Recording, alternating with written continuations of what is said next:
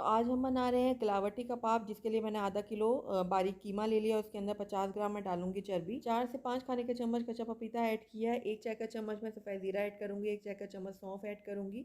आधा चाय का चम्मच मैंने कबाब चीनी ली है। 4-5 लौंग ले लिए। आधा खाने का चम्मच मैंने खसखस ले ली है।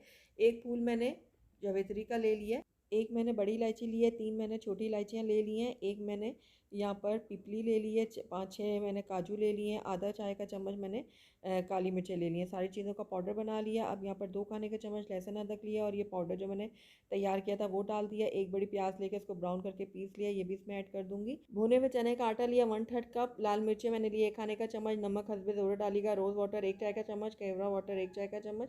सारी चीज़ों को मैं अच्छे से ब्लेंड कर लूँगी और 1 घंटे के लिए इसको रेस्ट के लिए छोड़। 1 चम्मच मैंने मैदा लिया। 2 खाने के चम्मच मैंने दूध ले लिया है। 1 अदद अंडा डाला। सारी चीज़ों को अच्छे से मिक्स कर लूँगी। कबाब बना के गोल्डन और क्रिस्पी होने तक फ्राई कर लूँगी और ये लीजिए ज़बरदस्त से हमारे गिलावटी कबाब